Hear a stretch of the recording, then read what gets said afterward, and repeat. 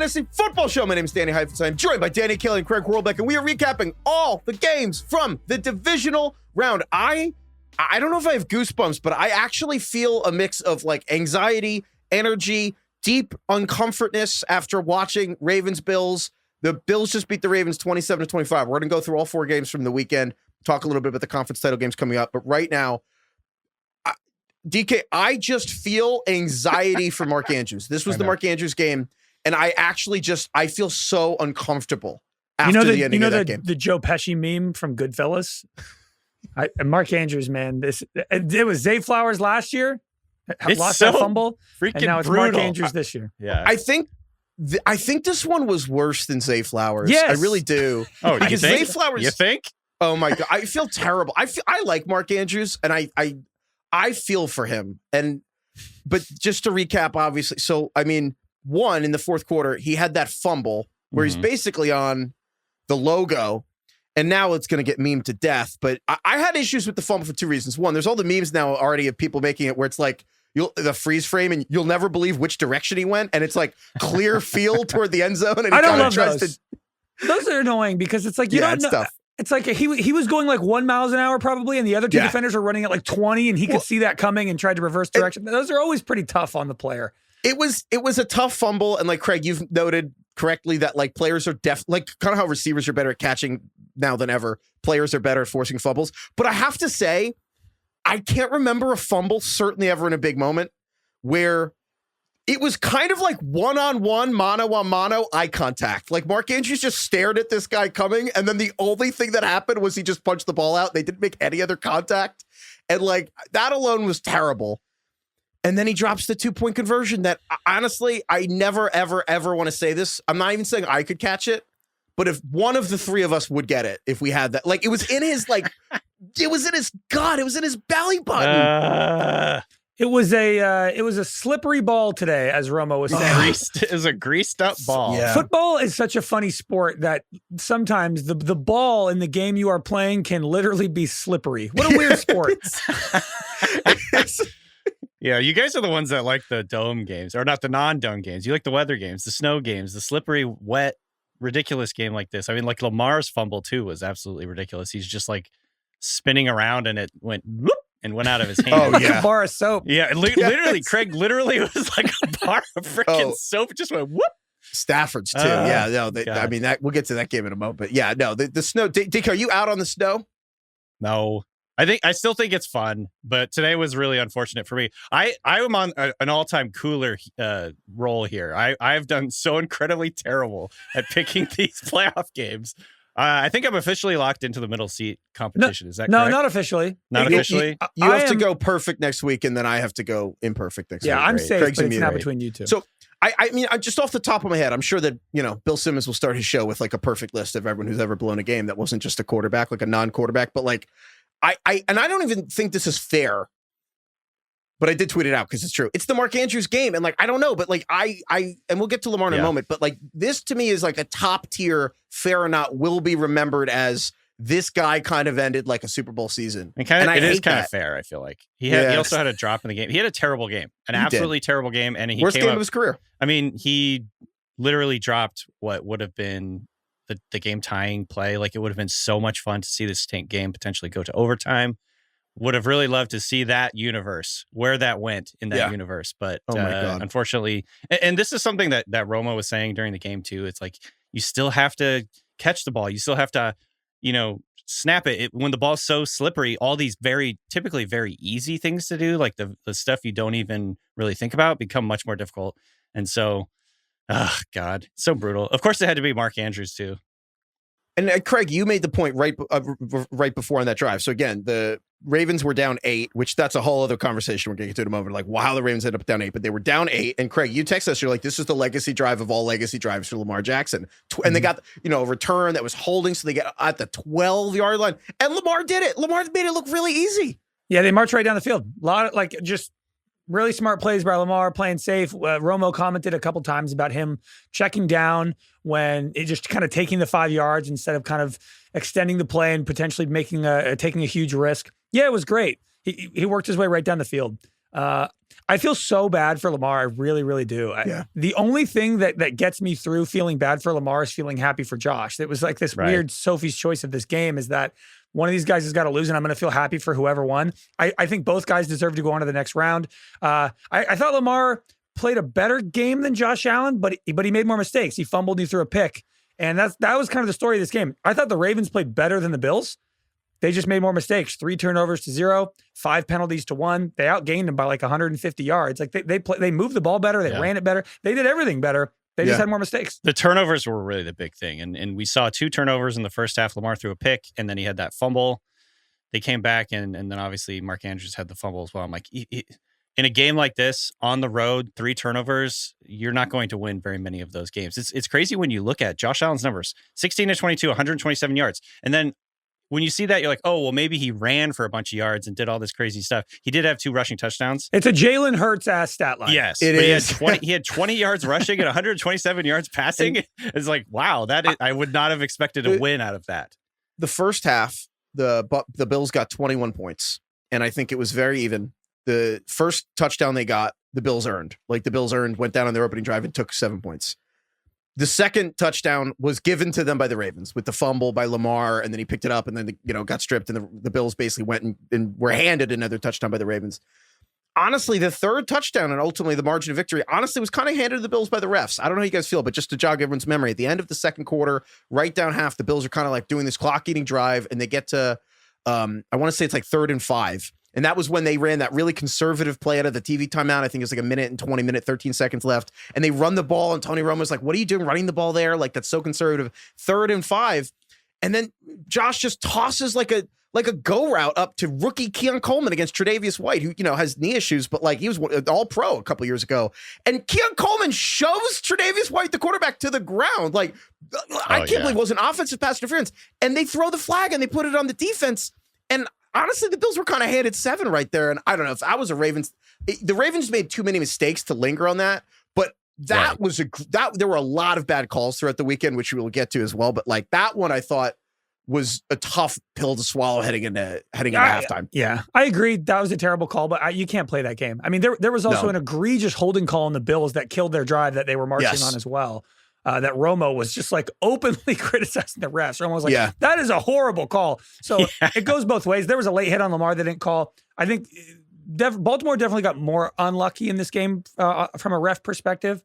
And to be honest, I actually thought the Bills called a really shitty game in the second half. Like McDermott and Brady were so safe and conservative. It was like Shanahan Falcons-esque. They were running the ball a ton, trying to, I guess match physicality. And the running was working to a degree, but Romo was saying it the whole second half, put the ball in Josh Allen's hands. They kind of didn't. I mean, they were running 2 out of every 3 plays in the second half, and I hated it.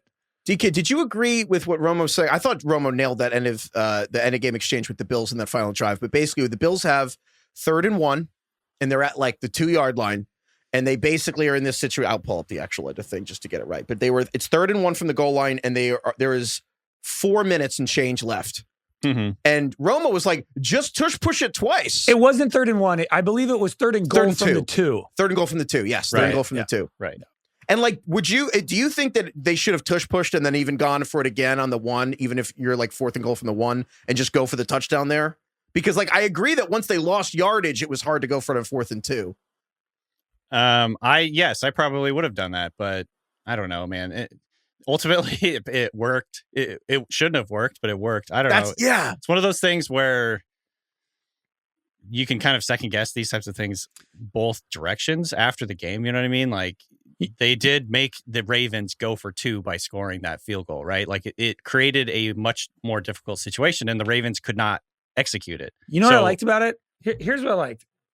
The Ravens were marching the ball down the field the whole second half. Mm-hmm. And so you knew whether or not they scored, the Bills scored or didn't score it. Like the Ravens were going to march down the field. Josh Allen and the Bills has a history of poor Josh not getting the ball back after the other team scores. Right. And kicking that field goal guaranteed that Josh Allen was going to touch the ball again no matter what. Unless they won. That's an interesting way to put it. Yeah. I like that actually. So going up 8 is like, you know what? Even if Lamar marches down, they score, they get the 2-point conversion, at least the game's not over. And once again, it's like Josh marched the team down and he's not going to get the ball back. So I I actually that decision was fine with me. And that's personally. the other thing too. That I don't think this will make Ravens fans feel better, but you do have to remember, even if they get the 2 point, Bills had 90 seconds left to go down. There was a lot of time left. Yes. Yeah. The only thing I'll say, and I don't mean to be a dick, but it's kind of like in fantasy football, I feel like losing your championship or whenever your season ends, it's actually easier to get over it if you lose by 40 and there was no start sit you could have made to make your life better, as opposed to like you made the wrong decision. Honestly, if Mark Andrews catches that ball, I feel like Josh Allen goes down and gets the field goal and you lose anyway. Yeah. It's not like the Ravens had the timeouts to stop the clock. So I think the Bills kind of were going to beat them no matter what, because the Ravens just made too many mistakes. And again, Derrick Henry, honestly, outside of the third quarter, didn't have a huge impact on this game. The Bills really like narrowed in on getting him, and the Ravens kind of just literally fumbled away too many possessions for the couple drives where Derrick Henry was like unstoppable for it to really impact the game. I don't know if the right team won. I think both teams deserve to win. I just didn't like that the Bills were getting points at home. Nance said it on the pod during the game. The Bills had not been underdogs at home in their last 42 home games. Really? Like, come on. Wow. I don't know. I had a lot riding on the Ravens in terms of like our bets and Super Bowl tickets. You might have a lot of time to think about this on the flight home. I'm going to have a lot of time. Skippy had a Super Bowl ticket on the Ravens too that she bought from the preseason. So would have been nice to see the Ravens win. However, I don't know, when you turn the ball three times, turn the ball over 3 times, I'm just like, you don't deserve to win. Sorry. It's a lot like the Texans-Chiefs game, where the Texans-Chiefs game, the officiating was horrific at times. I actually think the Ravens-Bills game almost surpassed Texans-Chiefs almost as the worst officiated game of the playoffs. But it's also like the Texans made so many mistakes where it's like, okay, you gave up 8 sacks and you like gave up 7 points just in the kicking game. You gave up a 70-yard return, basically 10 points on special teams and 8 sacks. Yeah, the refs that screwed it up, but it's not like you can point to that when you make that many mistakes. 100%. That's really what it's about. So, but yeah, not a great weekend. I'm getting an incredible amount of tweets about Icks, about Mark Andrews, about volleyball sets. It was an They didn't set it into the stands. You got to change teams. You got to go into witness protection. Change teams. We need to put him on cringe. Bottom line is, honestly, Isaiah Likely is so much better than Mark Andrews. Dude, well, I'm sorry. Isaiah Likely, ironically, Isaiah Likely is everything Dalton Kincaid was supposed to be. When the Bills traded up to draft Dalton Kincaid, the entire point was the Bills wanted to play more 2 tight end sets. And the idea was, well, we'll be able to run and bully but he's going to be a good enough receiver that we're going to be able to have our cake and eat it too. And the problem with that is if you're not actually a good enough receiver to win one-on-one consistently when they got the personnel group of choosing on there, or if they don't have to respect your blocking, you're just a big, slow receiver. Like they don't have to respect you. It doesn't work. Isaiah Likely actually is the guy who creates a conundrum for the defense where, like, no matter how you treat him, like, you really can put him outside one-on-one and when he's fast enough in a way that Kincaid isn't really able to win. So, I mean, Likely to me is like a special player. Dude, Likely has had a rough go. Do you remember week 1 against the Chiefs? He had what would have been the game-tying touchdown. Oh, my God. And then his back, it was like his toes or something were on the back line, and it got reversed. And then this one, he would have been the hero. They would have made the hero. And then, of course, everyone's just going to remember that Mark Andrews dropped the 2-point conversion. And the thing I'll say, and just to button this game up, is that Lamar, I do think we can drop the Lamar, can't get it done in the playoffs thing. I mean, Lamar, I don't want to hear about the turnovers. Like Lamar, that's a silver lining. That's a silver lining. He played well. He made he did the drive. He passed, like that pass to Mark Andrews was a good pass. He just dropped it. It was a great drive. And the credit to Craig's best football observation of all time, which is way more snow on the final drive than you think. Just looking at it, like there was so much snow in the end of that game when they went and like all those, he was just ripping passes through like a lot of snowfall and they were all perfect. And so I don't know, he went 88 yards. He also had such incredible protection. He was just sitting back there for 12 seconds at a time. He's creating it though. Like, well, yeah, he's just, the touchdown in particular, I forget who caught it, but the touchdown, I think he had 7 or 8 seconds and probably could have had another 5 if he wanted him. Yeah. Everyone was falling Likely down. Touchdown at the end? Yeah, the Likely touchdown. He was just like hanging out back there. He was crazy. So yeah, I mean, legacy stuff. I mean, so Josh Allen goes on to play the Chiefs. And I mean, again, it's just that we said it on Friday, but this game, like the winner of this game gets to go and exercise their demons. And it's like the Bills have been eliminated by the Chiefs 3 of the last 4 seasons. And even though they've beaten in the regular season 4 times in the last 4 years. So it's like, I mean, either Mahomes like gets to be Michael Jordan and the Bills are just like, I don't know, the fucking 90s Knicks, or Josh Allen actually gets to go to a Super You mean Bowl. the Bills are the 90s Bills? Right, yes, that's a better way to put it. Yeah, the 90s Bills if they just, couldn't even make the Super Bowl. Yeah. Any other thoughts on this game before we move on? I think the game in general was a little bit of a letdown. I don't know if I was going to say the same. It was not a very memorable game for how close the score was. The last drive was honestly the only really entertaining part of the game to me. I think there was a lot of, I think there was a lot of good defense, but frankly, I think the mistakes were the most memorable parts. The most memorable parts were... The Lamar pick, I was like, what the hell was that? The Lamar pick was bizarre. I still don't really understand what happened on that play. The Lamar fumble was also weird. We just dropped it and then was frazzled. The Andrews, but even again, the Bills, the first drive the Bills had was electric. I know. He was on fire on that one. After that, to me, I was annoyed at various things happening on their drives. It was like Sean McDermott conservative, just being really conservative and kind of the refs being bailing him out. But the Bills did enough, man. Boring ass successful game plan. It is kind of brutal that for Lamar and for Justin Herbert, the two guys in the NFL this year that were the most efficient in terms of not turning the ball over, scoring a ton of touchdowns, just started making inexplicable turnovers in the playoffs immediately. It's kind of a bummer, but I don't think that's what Lamar will be remembered for this game because of what he did late in the game. I agree. If it wasn't for that last drive, I think the Lamar chokes in the playoff thing might have come back because of the pick and the fumble. But that last drive, kind of washed that away. I agree. Yeah, the Ravens probably, it seems like the Ravens outplayed them, but they also kind of play themselves. But speaking of snow and affecting turnovers and things, Eagles-Rams. Eagles won 28-22. I can't believe that. And this game, if you didn't see it, first of all, so much snow. So much snow that was some tough weather stuck in this game. I don't know if you guys, we haven't talked since this game, obviously. I was shocked that the Rams were actually about to win this game. I don't know if I had considered a game more over that actually almost flipped the result. I can't even remember the last time I was so shocked that a game was actually about to change leads as I was when the Eagles had that Saquon mirror image of the Sunday Night Football game a couple months ago where they put the Rams away. It was the same play. And I'm like, oh, the Eagles are up 14 with a few minutes left. And then I look up and the Rams are just on the 25-yard line, actually threatening to take the lead in regulation. No, they didn't go up 14 because they missed the extra point on that.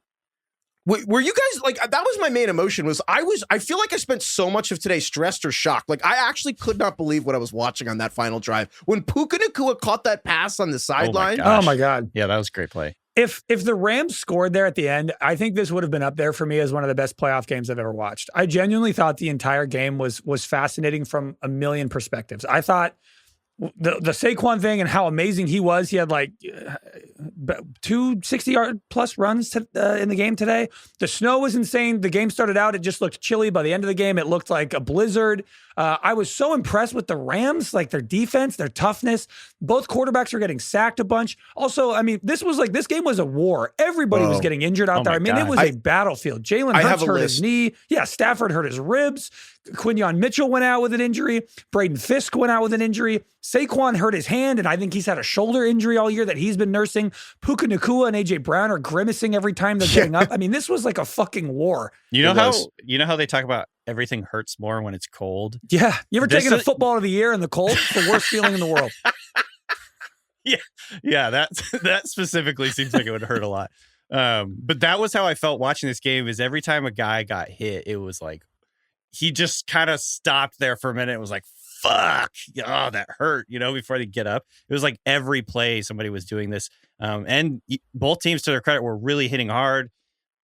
A very, very well played defensive game from both teams. There was 12 total sacks in this game. The Rams they in 2 games had 15 sacks, which is one of the most for any team in any playoffs ever. And they only played 2 games. It's up there, I think, top 5 or whatever of teams in terms of total sacks in the playoff run. The Rams had 38 sacks this season. It's just insane. 15 sacks in 2 playoff games. That was unbelievable. The Rams defense, I can't say enough about it.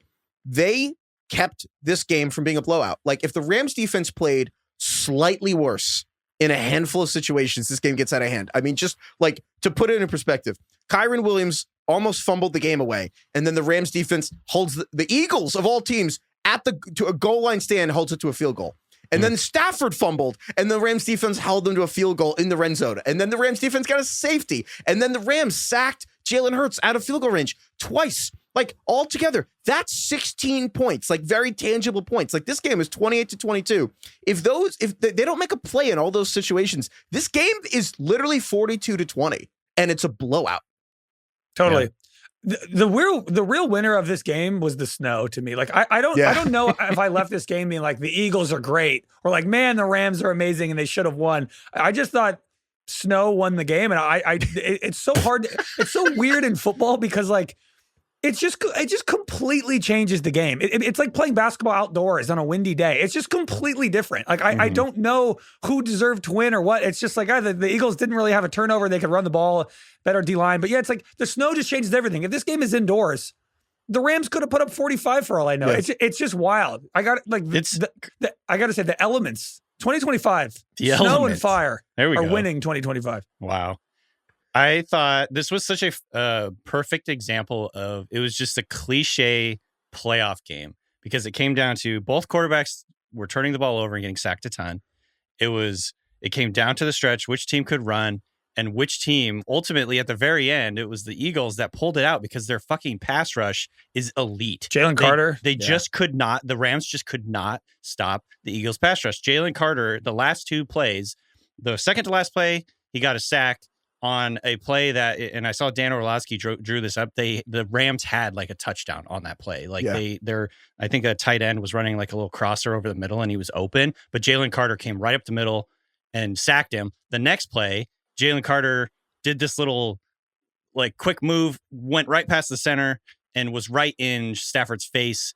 Basically made him rush the pass, and he missed the pass, and that was the game. It was basically like, but to me, it's like such a cliche. Run the ball, protect the football, and pass rush at the end when you have a lead are like the three huge elements. And obviously, like playing at home, playing in the cold, this is your home field. You're used to these elements. This is a dome team. It's like right back to Bill's playoff manifesto. This dome team comes into Philly and just can't hang. I mean, they obviously made it really close, but I was just thinking, man, the pass rush coming through in the end there for the Eagles. That's why it's so important to have that defensive line. That's why it's so important to have so many guys, because you lose guys, you need someone else to step up. Jalen Carter and Nolan Smith were absolutely dominant in this game. Do you remember a couple of years ago when we were talking about how great of a first round the Eagles had, and everyone was like, stop glazing the Eagles. Oh, dude, look what happened. The fucking Eagles, who picked all the Georgia defenders, they come through in the end and basically won them this game at the very end. I mean, it came down to a rookie Rams center having to block Jalen Carter, and he went the wrong way. He went the wrong way. I don't know if it's because Stafford told him the wrong thing or he knew the wrong protection. But yeah, he literally turned the wrong way, and then you unleash the freaking one of the best defensive tackles in the NFL up the gullet for nothing. Stafford had one of the soap ball things happen too on his fumble. Yeah, just went whoop out of his hand. Oh yeah, that was just like tough. Turning around and just fell out of his hand. Stafford's never looked older to me outside of like when he couldn't like walk a few years ago. I like that he scrambled once and cracked his ribs. Literally like one time, and you're like, I'm too old for this shit. Also because it's like, oh, he's so old, and then it was like Quinion Mitchell got hurt too. I was like, really? Damn, dude. But I agree though, Craig, that the snow won. I will admit, I love snow games, and nature wins. I think I bullied DK out of like hating snowy games, and I don't know what you really feel deep inside, but I think I bullied you out of saying it on this show. But I think I don't mind these games in the playoffs. When it's fantasy. I'm a little annoyed because the offense stinks so much. But it's so fun to watch, but it's just a completely different game. So it's like, I don't know. If you're a Rams fan, you're probably annoyed. But I guess, hey, look, if you're Philly, you're in a cold weather city, you build your team for that. If you're the Rams, you don't. And if you're a higher seed and you get to play at home, I guess that's what the higher seed deserves. It's like it's the Chiefs-Dolphins game from a couple of years ago where the Dolphins come in. It was literally 100-degree difference from one of their games earlier in the year. 100-degree difference. And it really? Didn't work. Was it 100? No, it was 100 degrees. It was 150. Because they played a game in 120 on the other team's sideline. It was 120, and that game was a wind chill of -30. What? It was -30 wind chill? Oh my God. It was 150. It was -34 wind chill of all time. Yeah. Wow. Dude, like, and the football didn't Chiefs work? fans Weird. went to the hospital with frostbite. Multiple Chiefs fans. I think a couple fans lost fingers being at that fucking game. Good God. But yeah, I'll admit, watching like this Valley Eagles Rams Forge. game, I was kind of like, I'll admit this product is probably a little different than usual. And I was like, I get why people get mad, but I don't know. I still feel that like one, it is a little magical and just cool. And like, I love that element of, it was cinematic, man. Saquon housing that run. So sick. Oh my God, that was insane. But then it's the so ultimate cool. like suck the air out of the arena when he or the stadium when he scores and it's like game's over and then Stafford just marches down and scores and everyone's like, holy shit, this is a 6-point game. He's still alive. And then Sirianni on second downs decides to not give the ball to Saquon and roll out Jalen Hurts with a hurt knee. He takes a sack. Crazy. Jalen Hurts was pretty rough in this game. I guess that's not Sirianni. Hurts. Maybe that's after the game, Hurts. I think they definitely gave Hurts painkillers because his post game interview was he speaking in a Southern accent like it was like that. It was, you know, or like Jalen a Texas accent. Yeah, dude, I'll never get over the Rodgers. That was the best. Did we win? I'm feeling great. Dude, you know how Jalen Hurts is kind of like the master of, I think he's the most boring athlete interview there's ever been. Like he's worse than Russ, dude. He's worse than Russell Wilson. Like Russell Wilson gives more humanity. Jalen Hurts is just like a human cliche what became sentient. Jalen Hurts you guys see the post-game interview? He literally was like, what? And they were like, Jalen, what'd you think of all the snow? And he's like, I love the snow. When I used to play video games as a kid. I love video games. And I used to turn up the snow to like 100% snow. And I just love, man, I had so much fun today. I'm doing great. And I'm like, I've never You're high as a fucking kite. He's so good. You're going to spin off this planet. I love it. Oh my God. Dude, Keep at it. I've never heard Jalen Hurts talk like that. Can I just say, if we get the Chiefs and the Eagles in the Super Bowl again, I think I'm going to boycott New Orleans. I can't do it. I can't do it. I can't do it. I can't do a week of it. No. The idea of either another Philadelphia championship or a Chiefs three-peat is pretty daunting. It could be Bills Commanders. Oh, that's the dream. Imagine a world. Do you ever feel like the world or fate or something is conspiring against you? That's how I feel in this playoffs so far, especially with this Mark Andrews thing. I'm like, come on. It is pretty poetic that the bet that you so desperately needed to avoid the middle seat came down to Mark Andrews by fucking Mark Andrews. Oh my God. And for the people who don't know what we're talking about, so we're doing this bet. So when we're in New Orleans for Super Bowl week, we're going to be doing our post Super Bowl show in Los Angeles together. We're going to fly from New Orleans to LA. And we literally have already booked 3 seats in a row. And the loser of whoever picks the worst against the spread has to raw dog a middle flight seat, like literally sit in between the other two of us, and like no phone, no movies, no book. Literally, you have to sit there and just stare ahead for the entire flight from New Orleans to LA. I'm not gonna lie, right now, DK needs a minor miracle. Oh, it's not happening. I will say, just to put this on the radar, you can't beat me this week. You can tie me. Right. And then we got to figure out a tiebreaker. Yeah. So I kind of think the tiebreaker, should it be the Pro Bowl?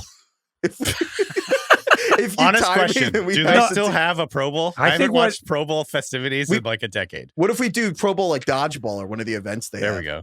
I think what we do is if you guys tie, we have you both run a 40 in New Orleans. And we go to like some riverboat casino and just make one bet for all the marbles. Oh, we just do roulette?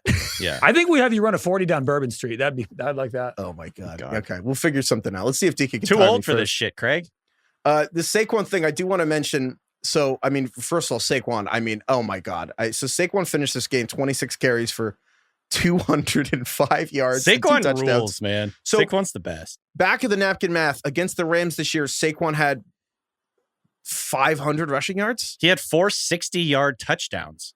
460-yard touchdowns. 460-plus yard touchdowns against the Saquon Rams. Tied the most rushing yards in a playoff game since he broke by Steve Van Buren in 1949. Wasn't Milt or Cloyce? No, it was Steve Van Buren. Wow.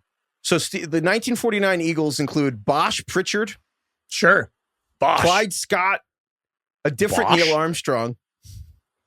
The other Neil? Neil with Are you sure? L's. Are you sure it wasn't the actual Neil Armstrong? Yeah, that was his like day job.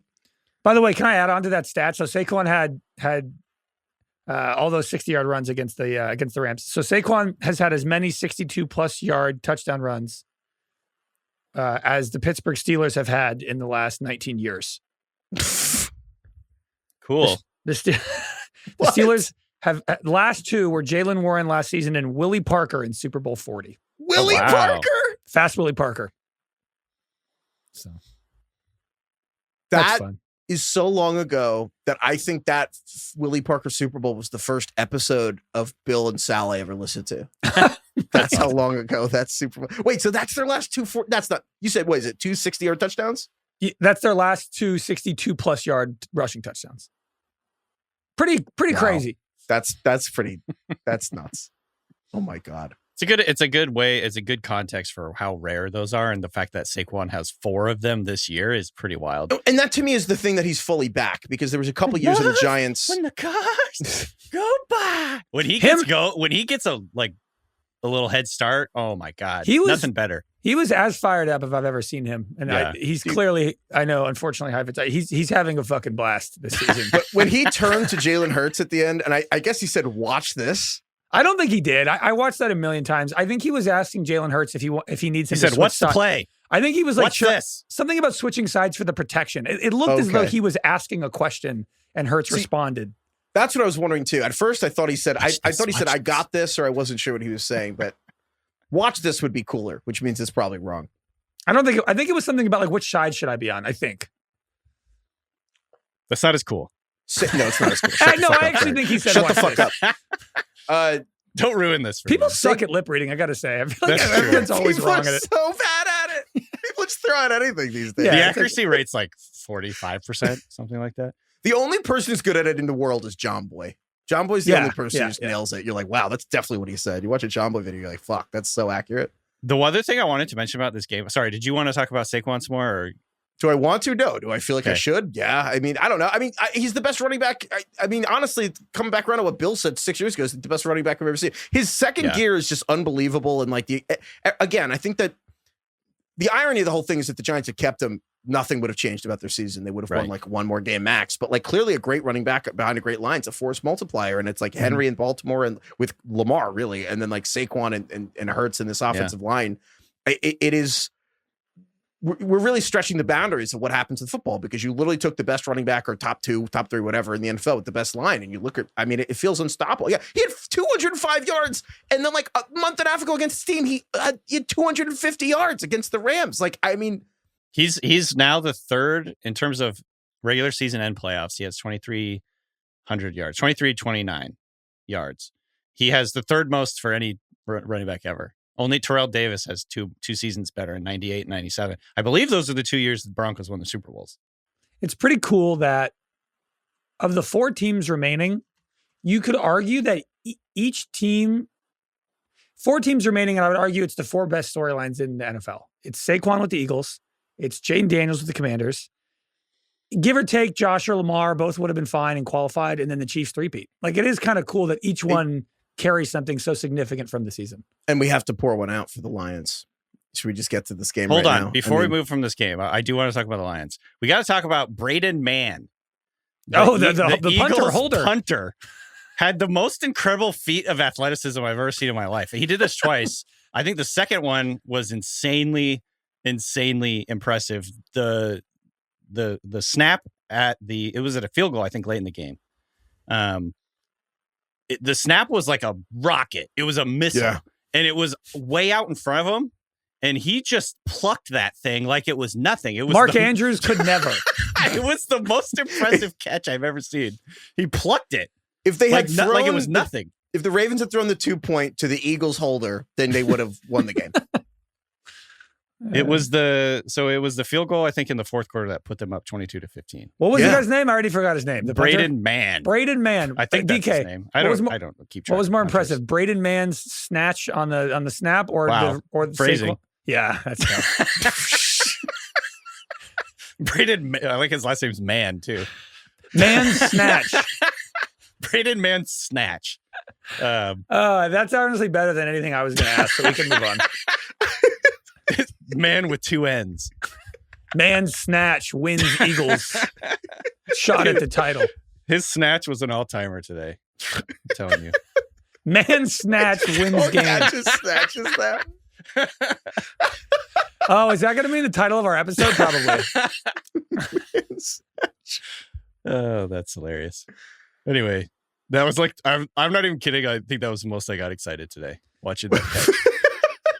Watching him snatch that ball out of the air. It was a fucking missile. A piss rod.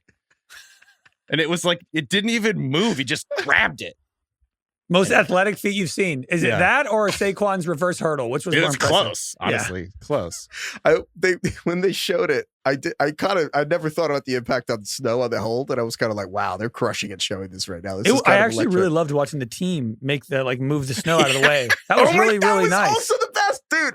I think this is one of the dumbest reasons that football beats the other sports. Is there's so much dumb shit that happens where We do watch a ridiculously weird sport. This is our job. I They're like, don't want to speak no for one you on guys. the sidelines is allowed to brush the snow away. Only You the can't players use a on the towel, field. like shuffle around like penguins. Stupid. You can't use a towel. Only the players on the field. And I'm like, they can't use a towel. I'm like, you're telling me that means that at some point people used to use towels and they actually had a meeting and they were like, no more towels. They're like carrying shovels out there. What are the player currently on the field? Because some quarterbacks like keep a towel in their back pocket. Can they use that towel? No, They you can't use fucking that. use it, Craig. Only your hands. Put it away. What if you take off your glove? Does that become a towel or no? What is a towel? That's a great point. If you What ain't is a cheating, towel? if you ain't cheating, you ain't trying, Craig. The idea, you know what's so, I will say, that was the one thing where NBC really dropped the ball because, unlike the holder, but the NBC really dropped the ball because each time that this happened, where the Eagles were just like clearing out, they did a replay. They didn't show us all 10 guys like just frantically It's just like it's like a bunch of penguins huddling together for warmth in the Arctic like wind. It was just so funny looking. It was like a bunch of 8-year-olds digging a hole at the beach. Where are you guys digging a hole for? I don't know. we're going to China. We're gonna go dig a big We're hole. just digging a hole. We're gonna go bury Braden. Dude, and the kicker was standing over it like a proud dad, like, good job, boys. I'm like, you get down there. So fucking weird. This is the weirdest sport. The sport makes $20 billion a year, and they're like, only your hands for the snow. It is funny. I think it should be only players on the field and the head coach. How awesome would that be? I agree. Like, You get like a Sirianni's sixth out there? man, something. someone coming in here. Yeah, it's like Peaky Blinders. It's like like the a power cavalry. play. Why don't you guys do something out here? Oh my god! You know what? The other thing is the defense should be allowed to throw snow back. Ooh, that's amazing. Put up like a That'd be- wall. You have to put Yeah, it's like like- a, yeah, it's you like- have like guys you have- can you have clear the it, but the offensive line has to defense- stand in front. Jared Verse is like building snowballs and throwing them at the kicker. What are they going to do? Call delay a game? Oh my god! It'd be like Elf, just like rifling it. You My can't do God. that, right? There's a rule against throwing snowballs in the game of football. I never thought of I it, think but so, probably. yes. If not, then like someone should have figured that out today. Because also, you know, it'd be funny if the players do that from the sideline. You know, like then at least Jimmy It's Garoppolo very could do much something of illegal. use. Can What are you we talking imagine about? Stafford just takes a snowball to the face? Freddie throws a pick. I'm blind. It's like Pirates of the Caribbean. You shove the dirt in his face. You're like, pirate. That would make the game so much better. Wow. That's old Dude. school. So old school. That's how Steve Van Buren did it. The Van Buren boys. Yeah. The Van Buren boys. Oh, also wait, one of these guys in the 49 Eagles, the guard was named Bucko Kilroy. Sure. Bucko Kilroy. Let's get to this other game that was played in a dome and had nothing visually aesthetically in common with any of these other games. Commanders beat the Lions this weekend, 45 Wild. to 31. I was shocked. Craig, you said it on Friday, and I thought it was perfect. You said, it's not the Lions' time to go yet. I thought that was the perfect description of the game going into it. And I felt like I was watching a TV show where a character I loved died way before I ever thought. It was like Game I of know. Thrones. So true. We were in the text chain. I was like, wow, the Lions are really going to lose. This is really happening. I couldn't was believe it. sad. I mean, I actually am very excited for the Commanders. It's a super fun team to watch. Obviously, Jayden Daniels is, maybe the best rookie quarterback I've ever seen in my life. He's so freaking good. And I'm excited to watch them in the championship round. But yeah, the Lions, it is another, Craig, like you said, Sophie's choice. It's just hard to choose a team that you want to win this game because I love both of them. Well, it's like Washington beating the Lions. You know, it's like the other guys when he's like, you shot Jeter. You should have shot A-Rod. I'm like, couldn't they have beaten the Eagles? I know. That's the thing. It's the Lions losing sucked enough. But I know. It being the Commanders, I guess, is a little bit of a silver lining because this is so fun. If they had lost to the Eagles, it would have been twice as bad because nobody would have been happy. And the thing with Detroit, though, is but Detroit, look, it's the same thing with the refs where it's like, in the other games, like, oh, well, yeah, the refs are bad. You made a bunch of mistakes, though. And it's like, I'm sad the Lions lost because I wanted them to be the best team. But dude, They died the way they lived. Like, how many games can you have 5 turnovers and like win the game? You did that. You used that card already. Like, everybody gets one. Like, you know what's did that funny early about in the that? season. Right. It was exactly 9 weeks apart. 9 weeks into the season, Goff throws 5 picks. Exactly 9 weeks later, Goff has 4 turnovers. And so, but it's just, so that was brutal. And then frankly, like the Lions, like they died the way they lived. Like, you know, the trick plays, you know, that you know, now the trick plays kind of seem fucked up. Like Jameson Williams. I think that's the lasting image of this game, honestly. It's going to be Jameson Williams. The ultimate too much dip on the chip. Call. Too much dip on the chip. What are we even doing? if it's not fair, it will taint everything we remember about how the Lions did the cool trick plays. And Ben Johnson, it's going to be like, remember when Jameson Williams threw a pick with your season on the line? Like that, to me, the Jameson Williams play it's kind of insane to do that. Yeah. Are you trusting Jameson Williams to throw a football? Do you think before the play, Goff or whoever is like, hey, if it's not there, throw it away? Or is that not a part of the calculus? if they didn't tell him that, I would put thousands of dollars. He was told that at some point. I mean, that's basically like the first thing they go when they go through the play. They're like, yeah, if you see this and this, like you're supposed to throw it away. Whether anyone reminded him and whether he like retained the information, I think is a different question. But that, it's like the Jurassic Park. He it's just like had images of a touchdown pass in his mind, and that's all he was thinking about. Yeah, and it's exactly, and it's like it's the Jurassic Park. Like, you spend so much time wondering if you can do something, you don't really stop to ask whether you should. And it's like, should you have Jameson Williams throw the ball this season on the line? Probably not. But again, it's like the game was lost. I don't want to say Jared Goff. Like, it's weird because the offense put up 31 points with the 5 turnovers. Like, they scored 31 points. That's usually enough to win a football game. The problem, to me, it's like a mix of two things. The Lions defense got shredded, dude. Like, the Lions defense got shredded. And again, I've been annoying about this all year, but it's like the teams that make the Super Bowl don't look like the Detroit Lions. You usually have 20 of your 22 starters healthy. Mm-hmm. The Lions had like 15. The Lions are down 13 of their 22 defenders in this game. Like, that's just not what teams look like. And they lost Amik Robertson on like the first or second drive to like an arm injury. Brian Branch was in and out of the game. Every time you look up, another Lion is just like on the ground, writhing in pain. Poaching. It's ridiculous. But having said that, there was like a borderline stubbornness, pride, if you will, like of the way the Lions insisted on going down, playing man coverage and blitzing the shit out of the ball, which is just like, again, man coverage. It's like when you lose all your pass rushers, you have to guard for longer. When your cornerbacks go down, you have worse players having to guard for longer. You know what I mean? Like, and so eventually you're just kind of asking to lose. I feel like Jayden Daniels has been beating man coverage blitzes since week 3 and that Monday Night Football walk-off against the Bengals and Joe Burrow. And I'm like, this dude's been beating this the whole year. Tom Brady, as much as we make fun of him, begging Aaron Glenn, the defensive coordinator at halftime, to just play zone, play a soft zone like the rest of the world does, and like make them dink and dunk your way down the field. And then Tom Brady actually made a joke for once. He was like, since I said that, they did 4 straight man blitzes. I don't think they're listening to me. But like, I think that was, I don't know about you guys, but that was tough for me to watch. And I know it's hard when you have so many guys down, but it felt like there was no adaptation to Jayden Daniels just shredding them. Yeah. I think it's like one of those things where it reminds me on the movie Major League. Eddie Harris, I think his name is, he's the junk ball pitcher. He's just an old guy. He can't throw with any velocity. So he's just puts Vaseline and whatever, Vagisil on the ball to like make it move different. I kind of feel like there's a similarity there where it's just, is that what pitchers put on the ball? That was a joke in the game, I believe, or in the movie. I don't think they actually put Vagisil on it. But anyway, there's an element of that where it's like you have so many guys that are gone. You just have to you're just trying your hardest to come up with different ways to, confuse the quarterback. And if you actually just drop back in zone, you're just going to get shredded too. I think there's something to that where it's just, they didn't have any of their guys. So they had to like throw everything in the kitchen sink at it and hope for the best. But I mean, Jayden Daniels, he had no sacks, no turnovers.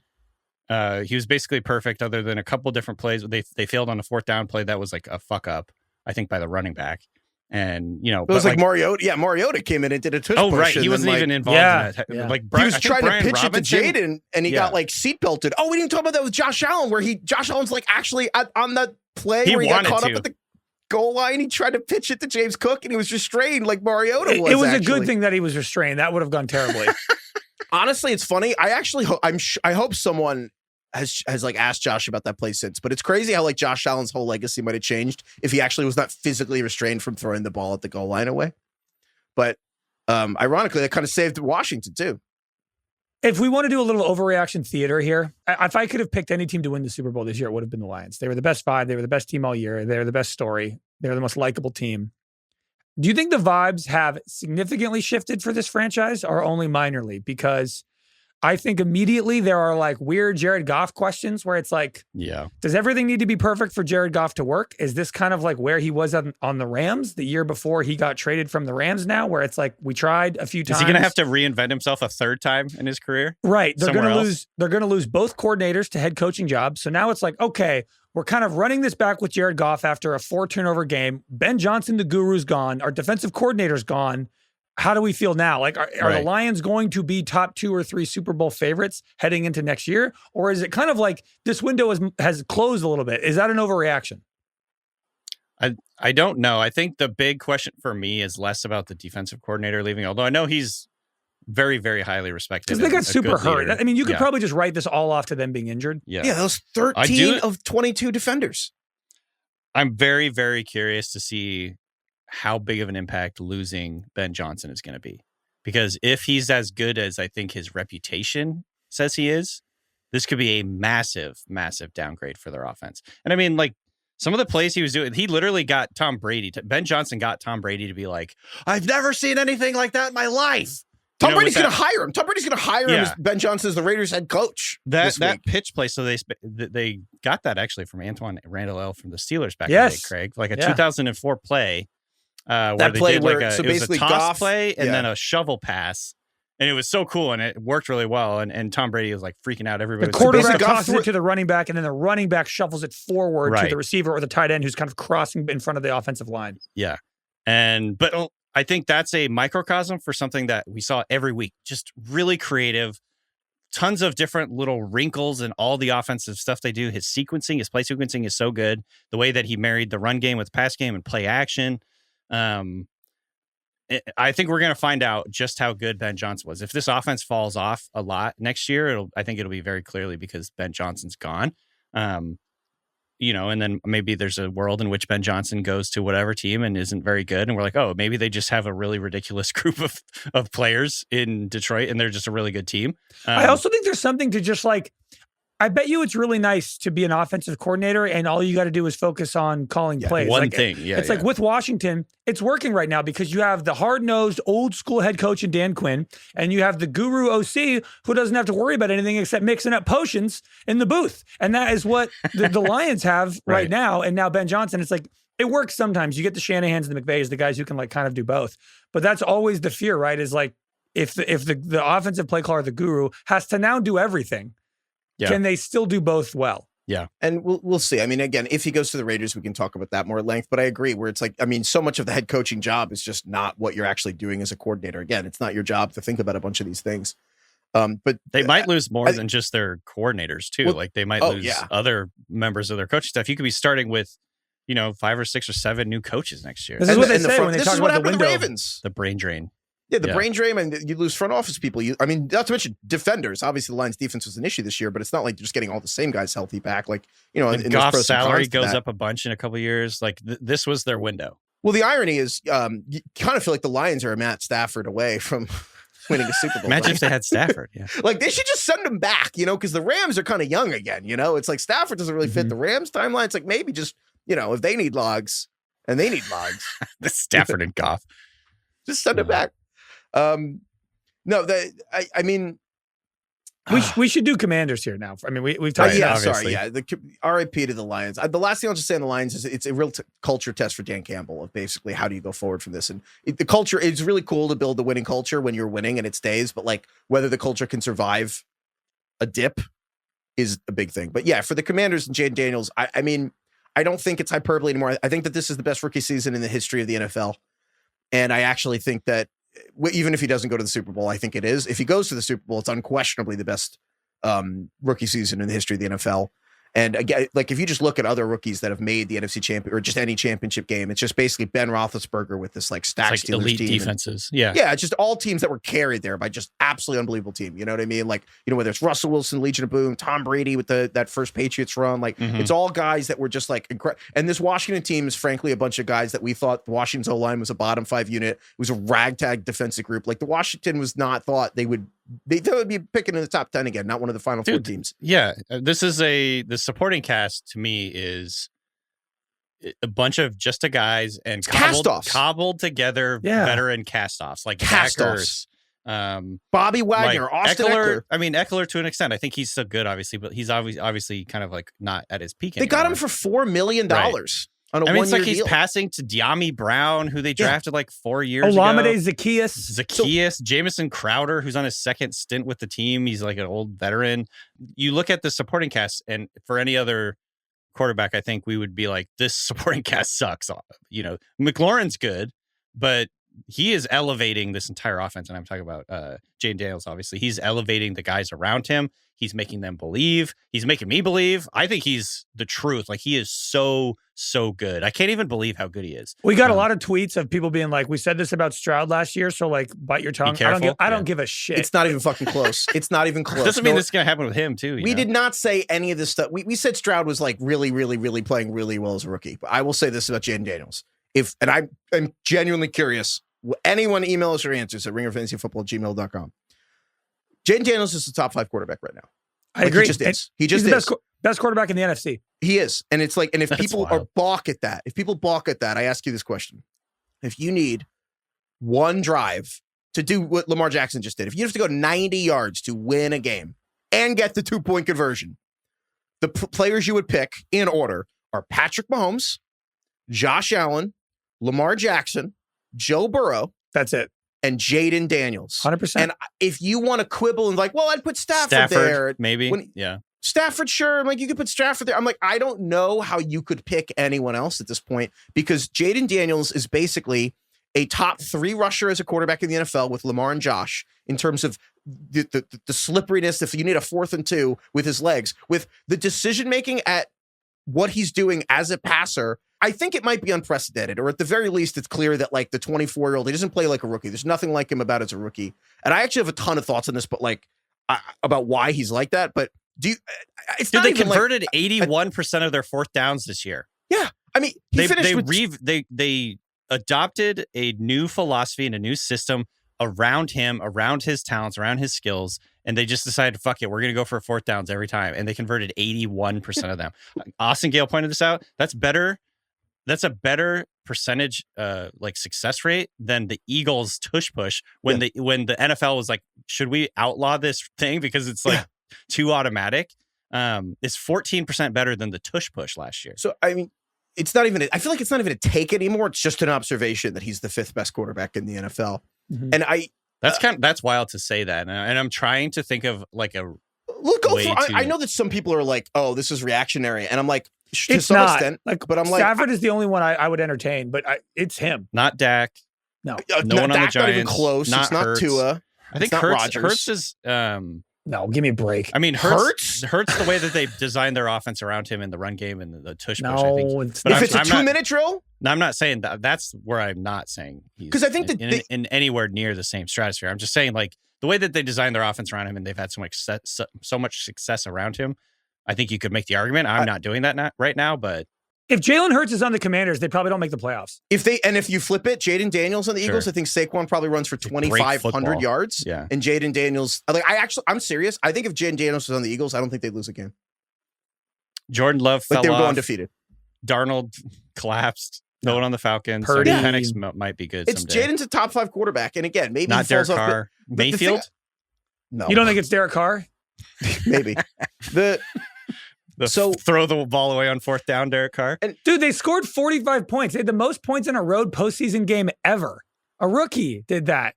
In Washington 49ers history. fans are going to be mad we're not mentioning Purdy, but in Washington history, yes. They had 4 wins last year. The Commanders had 4 wins last year. Think about it. They had the second pick in the draft, and they're in the NFC Championship the next year. They had 4 wins. This is it's also a story of how quickly life comes at you in the NFL, where you're the Lions, you're the toast of the town, you're the number 1 seed in the NFC, and it's like last year, Dan Campbell gave that speech in the locker room of just like, hey boys, it's going to be harder to come back next year. And then they're here. They get the number 1 seed. They get everything they want. They get the home game in Detroit. It's so loud. And then you lose. And guess who has the best Super Bowl window in the entire NFL, even if they get washed away by Eagles next week? Washington. Jayden Daniels is going to make $7 million over the next 3 years. Like, you know what I mean? Like Jayden, like Carson Beck is getting $4 million from the University of Miami to be the quarterback. Like Jayden Daniels is going to make twice that over a 3-year period You know what I mean? I mean, is that right? That's the rookie contract now. Is like that seems wild. Yeah, let me pull it up exactly. You're saying $7 million per year, right? His cap numbers are small: 8, 10, 12. In terms of next 3 future years. cash payments, like, yeah, it's not that simple, but like they paid him $24 million. So going forward, yeah, he's going to get paid as a salary $4 million next year. It's the cap. It's more like His 10. cap is $6.8 million. But That's in wild. terms of Jayden Daniels' cash, like his income next year from the team, it's the same as the University of Miami. NIL, like as Carson Beck. Like, and it's a little more complicated. Does he have any $24 million big? Does he have any big advertisements or whatever? Like his first NIL deal was a fucking injury attorney. That's why we were so freaked out about him. It was like his personal he injury needs to have attorney. like a massive Well, contract for He something. needs a nickname now too. Yeah. And I was thinking, he's probably like one of the skinniest quarterbacks ever, right? Yeah. I think he should be the Slim Reaper, not Kevin Durant. Kevin Durant That's doesn't good. deserve that nickname I anymore. agree. They also call that Yeah. Devontae Smith kind of has that nickname too. yeah. Oh, they call him the Slim Reaper? Yeah, that He's not. That's- He's not. he's just not small. good enough. He's not Also, he's not good enough to. I mean, he's very good. Well, he but, won like, the Heisman. He was good in I know. college. That was when he was in college. You Yeah. need like to be elite in the NFL for a nickname. In my I opinion. agree. I think That's Slim fair. Reaper for Jayden Daniels is pretty good. Email us at ringerfantasyfootball@gmail.com if you think if you I think have a we need nickname something new. for Jayden. It's so cool that Washington's good. I mean, I feel the same way about Detroit. My whole life, Detroit was horrible. They got good. It's just so weird to like see a good Detroit football team. I feel the same way about Washington. It's just bizarre that next year, like the Detroit Lions and the Washington Commanders are like, and the Eagles, I guess, are like the 3 favorites in the NFC. It's I crazy. think the Commanders It's might crazy. win the Super Bowl. It's wild. Like It's insane. Would it be that shocking if the Commanders won the Super Bowl? No, I might pick No, them. not Fuck anymore. it. Yeah. And so the last thing I want to say about Jayden Daniels is just I think Jayden Daniels at this point is probably the story of the season. Like if we're being honest, like Yeah. like a rookie quarterback being is good, and I think the story of Jayden Daniels being so good, and we're going to talk about this a lot this offseason, is virtual reality. And like there's a lot of reasons he's good. Yeah. But he is doing, there's this German company that he started this his last year at LSU where he just basically German is wearing company. like the Why have we not full-on- banned this? Well, yeah, we should, but it's like the whole VR headset and he is just he's playing the games in his head. Like he's actually going through, he's hearing the play calls and he is semming it and he's doing it at 1.75 speed. Like it's a fucking podcast. And he's playing, so he's getting hundreds of extra mental reps every week. And if you just look at his progress as a player from the beginning of last season at LSU through now, you're like, why does it seem like the game is slowed down from so much? It's because he already played the game at like 2x. Because he's playing Like, Madden. he already did it. Yeah, he And- took the donut off the bat and everything's slow. Yes. And I think that I don't want to be dramatic, but I also think when someone is playing the best rookie season in the history of the sport ever, and then you keep asking them, why does this work? And you're like, well, it's this VR thing I keep doing. And I keep looking at this and I keep wondering, I actually think this might be a revolution for treating quarterbacks. Like JJ McCarthy, I'm curious. Apparently JJ McCarthy's been doing VR the whole time to keep mental reps up while he's been rehabbing his knee.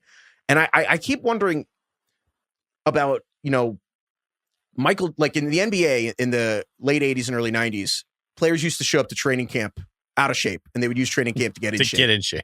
And then Michael Yeah. Jordan started showing up in shape on the first day of camp, and everyone's like, oh, fuck. And then like the whole league changed. And now you got LeBron spending $2 million a year in his body or whatever. And it's like, obviously I'm not saying that like everyone became Michael Jordan, but Michael Jordan didn't change the way it happened. I know Jayden Daniels is clearly special, but I do kind of wonder if this is a similar thing where there is going to be a before and after moment of players and quarterbacks training with virtual reality because the bottleneck is reps in practice. And how often we talk about how unprepared backup quarterbacks are to play in these games. And I do think these virtual reality reps could totally change our concept of how the learning curve is for young quarterbacks in the NFL and how quickly they can accelerate during the season. Because clearly Jayden Daniels is onto something right here. Well, because these things have been around for a while. I feel like I remember Carson Palmer talking about VR. Yes. Like it's not a Like new thing. 2015, yeah. Yeah, but I guess there's a point in time where it becomes sort of ubiquitous and all the quarterbacks have to start using it like you're talking about. And it's such an important way to get more reps for guys that are backups that are coming through and maybe they're stuck behind someone or maybe they're like trying to, catch on with a new team or whatever because they got benched on their first time around. I think that's very interesting. Yeah. Why is Zuck not on this? Didn't he, with all the investment in the metaverse or whatever, he should have done this. Is it the Oculus? Yeah. It's funny that VR, was touted as this thing to improve the fan experience so much. And in reality, it's like, more than anything, it looks like it could improve the actual player's experience on the field than it is like, I guess, watching a game on the sideline at home. I thought the whole thing was just going to be for porn, and now it turns out, okay, well, it's just Porque no los dos. Yeah, exactly. There you go. Maybe that's what he's using it for. Sure. It's crazy. I mean, the fact that you can just like run a rep, even if it's not 1-to-1, it's pretty close. And like, it's like, oh, if you screw up on a play, you can just like run it back. You can have tiny changes and not have to have all these players with you on the field. It makes too much sense, to be honest. When you hear about it now, you're like, why wasn't this? This feels like a no-brainer. 100%. And it's there's all these little things too. But DK, to your point about Carson Palmer, in terms of widespread adoption, I think that it's like Jordan. It's like, you know what, you could have showed up in shape before Michael Jordan did it, but then you're like, oh fuck, now I have to do it, don't I? Because if he's doing it, I'll never beat him if I don't. This just goes back to what we've always talked about too, where it's the guys that have played more in college, generally speaking, are just better prepared to deal with the wild shit you see as a quarterback in the NFL, where guys are running around at full speed. It's just good to have those mental reps, have those live fire reps. And this is a way to sort of recreate that if you're not a guy who's played 5 years in college. We talked about this with Trey Lance. He had more, he had, I don't know what it was, like 800 total pass attempts in high school Tom Brady and threw college. more passes in his final season with Tampa Bay than Trey Lance did in high school, college, and the NFL combined. That just matters. I don't care who you are. That just matters so much. Yeah. Yeah, it's absolutely insane. So, we'll be talking about Jayden Daniels a lot this week. Anything else about this game? Tom Brady? How about Tom Brady? I saw multiple different people on Twitter saying Tom Brady was phenomenal in this game. Craig, what's your take on that? Those are all bots paid by Tom Brady. Yeah, I was getting texts from friends being like, "Man, the more at first when you've ruined Tom Brady for everyone, dude." He's just so bad at improvising. It's like maybe if you just took his words and put them into Tony Romo's mouth, it would sound better. But it's a really lethal combination of what he doesn't say anything and his actual he meanders, and the way he speaks is so weird and phony. And him. Wow, Craig, what a great point. After the Jamison Williams touchdown, there was like back-to-back big touchdowns in the game, and he goes, "This is crazy. This is crazy." And I'm like, you are not a person. Like, you're pretending to be excited right now. This is so weird. I think we got the answer though to why he's like this, because the thing I kept coming back to is it's easy to say, oh, he's a robot, he's like an AI, but the reality is you hear him on these other podcasts or whatever, like earliest like this year when he's mad about like football or something or rule changes or protecting quarterbacks or whatever. He needs to go full boomer or something. I know he's not allowed to say stuff because of his job with the Raiders, and I actually understand that. That's totally fine. They asked him about Ben Johnson, and he gave as much of a zero answer as I've ever heard. He said nothing. Interviewed Ben Johnson and Aaron Glenn for a job, and he was asked, "What did you learn about the interviews, Tom?" And he was like, "They're nice guys." Yeah, and I actually was like, "This is bad producing. Why ask him the question if you can't answer it?" I thought that was stupid. I think they're humiliated at like, and this is the answer to what's happening. This is what it's all about. Is he runs the team? I think more than we even realize. Like he is in charge of. He is doing it day to day. But that's fine. If he can't criticize the refs, if he can't talk about hiring practices or whatever, that's one thing. He's terrible at improvising. A couple quotes from the game yesterday. He's got a lot of options. There are a lot of options at his disposal. He's got options. That was a sentence he said. Talking about fucking Zach Ertz, he goes, "These gotta have it moments when you gotta have it is Zach Ertz." And I'm like, that's not because he's a part owner of the Raiders. It's not. I'm sorry. It's so reminiscent of Jason Witten. When Jamison Williams threw that pick and Kevin Burkhardt goes, "Tom, run me through what happened there on that play. Tell me what you saw." saw. Tom Brady goes, They tried a bit of a trick play there, which, yep, thanks, Tom. We knew that. Hand it off to the receiver, tries to force a throw. He's not a thrower, just tries to force something in there.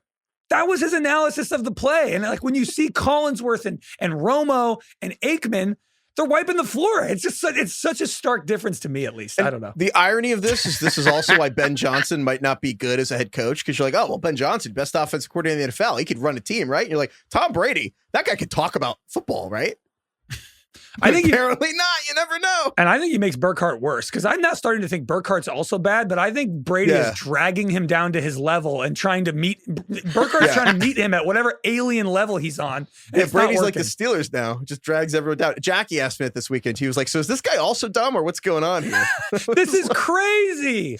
I think the problem is, well, there's a lot of problems, but the problem is they just forced him right into the number one role. Like he forced himself, I don't think so he Craig, could get you wouldn't have been upset if he was like the number 5 team doing the Jags versus the Titans or whatever, but they're trying to make him into something like that commercial we saw before the season where he's, getting strapped up and getting ready for war. It's like some weird variation of like nepotism, but where they just jammed him in there and he's not any good. And I know they do it a lot. And I know other guys have had opportunities, but like Witten got canned. Drew Brees was terrible. They're not going to can Tom Brady. Here's the deal. He's just not good. What happened was Fox was embarrassed that Romo became a sensation and that they were going to lose Troy Aikman and Joe Buck to ESPN. And so they literally wanted Brady because I think Murdoch's kid announced it like on an earnings call. Like it was literally they're like, we'll pay him this contract. And like whether he does the job or not, like it's going to help the overall stock of the whole company. Like that was the level they were thinking about it on. Brady used the money to finance buying the fucking Raiders. Like, you know what I mean? Even Tom Brady's not that liquid, especially after the FTX thing. So, I mean, that, like everyone kind of got, and like now this is just a weird obligation he has to fulfill in front of, 25 million bewildered people every week that the greatest player in the history of the sport, like cannot talk about the sport. There's an old Mitch Hedberg joke where he's basically like, comedy is really hard. I feel like I'm good at comedy, but when you get to LA, everyone wants you to do other stuff. You're like, you're really good at comedy. Can you act? And he's like, it's like asking a chef, you're a really good chef. Can you farm? It's like Brady, obviously, all-time greatest player of all time, whatever. Mm-hmm. But it doesn't mean that you're going to be good at this very other, like, specific thing where you have to think on your feet and be a really good, just bullshitter, essentially. Do you think it's because he doesn't drink? Is that right? He doesn't drink? I don't think so. Well, he was hammered when he threw the Lombardi trophy. That's a good point. But that was hammered drunk. I just feel like he doesn't drink while he announces, though. That's probably the problem. He probably if he had the Romo or Aikman diet, he'd be fine. Gotta have it moments when you gotta have it. Oh my God.